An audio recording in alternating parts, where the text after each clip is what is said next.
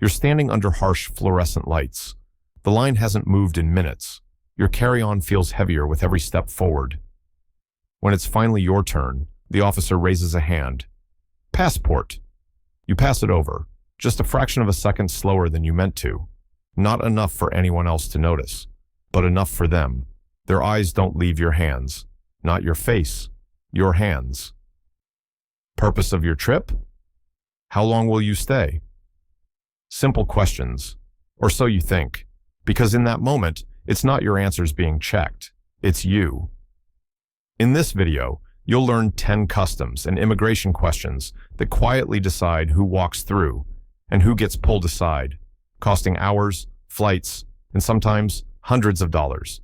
What most travelers don't realize is this: customs and immigration officers aren't asking questions to learn anything new. They already know. Before you ever reach that counter, your passport scan has been matched with flight data, ticket history, previous entries, length of stay patterns, and sometimes even how often you change return dates. The questions you hear aren't about information. They're about verification, and more importantly, consistency. That's why two passengers can give the same answer, yet only one gets waved through. The system looks for friction, a pause that's too long, a correction mid-sentence, a smile that arrives a little late. You may remember someone ahead of you being asked just one question and walking straight through. Then suddenly it's your turn and the questions keep coming. Not because you did something wrong, but because something didn't line up perfectly. This is how ordinary travelers become accidental cases, not criminals, not rule breakers, just people who didn't understand how the system listens and what it's really listening for. So, what are those questions? And why do perfectly honest answers sometimes make things worse? When the officer asks, "How long will you stay?" It sounds harmless, but this question isn't about numbers. It's about confidence. Watch what happens when a traveler answers like this. "Well, I'm planning to stay about 10 days, but I might extend if my cousin..." The sentence isn't even finished. The officer's eyes narrow, not because the plan is illegal, but because the answer keeps changing. Now compare that with 10 days vacation. Same information, completely different signal. Here's the part most people miss. The officer already knows how long you booked your stay for. They know your return date. They know if you've changed it before. The question isn't testing honesty. It's testing alignment. Any extra detail you add doesn't help you. It gives the system more room to find friction. Another common question: where will you be staying? The safest answer isn't a story. It's a location. Hotel in downtown Chicago. Not how you found it, not who recommended it, just the fact. So ask yourself this: if the system already has the data, who are you really explaining things to? By the time you reach customs, your luggage has already spoken for you. Most travelers still believe carry-on rules are flexible, that if a bag almost fits, it's fine. That belief used to be true. It isn't anymore. The standard size hasn't changed on paper, 22 by 14 by 9 inches. What changed is what counts. Wheels count, handles count, hard edges count. And now, automated scanners at check-in and boarding gates don't negotiate. If your bag exceeds the limit by even half an inch, it doesn't argue. It lights up red. That's when the choice disappears. You're told to gate check. You're told the fee. And you're told it has to happen now. No debate, no exceptions. Many travelers don't realize that over half of older carry-on suitcases fail these newer measurements, especially hard-shell models bought before recent updates. Weight matters too. 8 to 10 kilograms is the quiet limit on many routes, and yes, laptops and chargers count. And there's one detail that still catches people off guard. If an electronic device in your bag won't power on when asked, that bag may not fly with you at all. So ask yourself, when your bag reaches the scanner, what story is it telling before you ever open your mouth? Here's what most passengers never hear announced.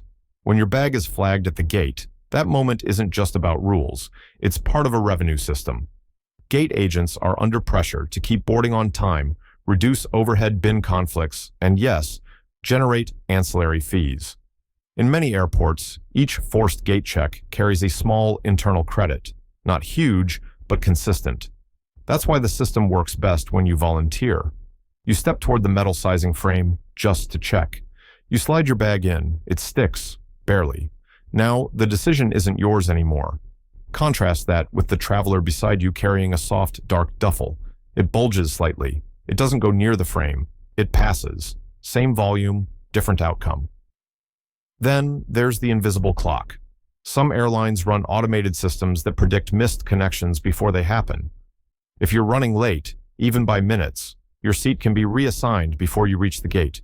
Your name disappears from the boarding list quietly.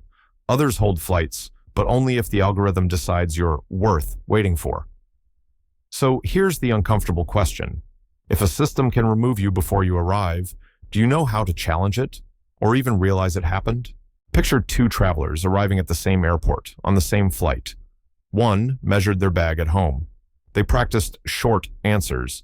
They knew which details to offer, and which to keep silent. They step forward. One question, a stamp, they're gone. The other traveler is just as honest, just as prepared, they think. But they hesitate. They explain. They apologize for things no one accused them of. Suddenly, they're directed to the side, a secondary room, a gate check fee, a missed connection. Now the stress multiplies. A spouse waiting at baggage claim, a hotel reservation ticking closer to midnight, a new ticket price flashing on a screen. And here's the quiet danger. None of this feels dramatic enough to complain about. No one yelled, no one accused, nothing went wrong.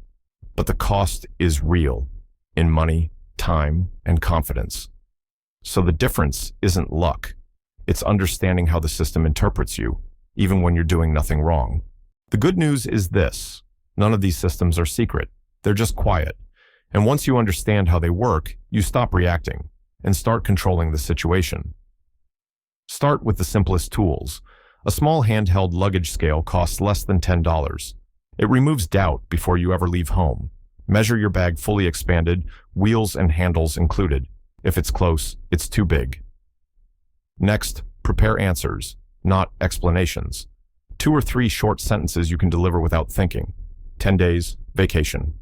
Hotel near the airport, returning on the 18th. Nothing more. If you're older, ask for what the system already allows. Assistance, pre-boarding, electric cart service. A calm question like, do you have assistance available for senior passengers? Often unlocks priority lanes, earlier boarding, or simple human help without extra cost. Looking ahead, automation will increase. Scanners will get stricter. Algorithms will decide faster. The travelers who do best won't be the loudest or the luckiest. They'll be the ones who understand when to speak and when not to. Airports haven't become harsher. They've become more precise. The difference between a smooth arrival and a costly delay is rarely luck. It's preparation and knowing how the system listens.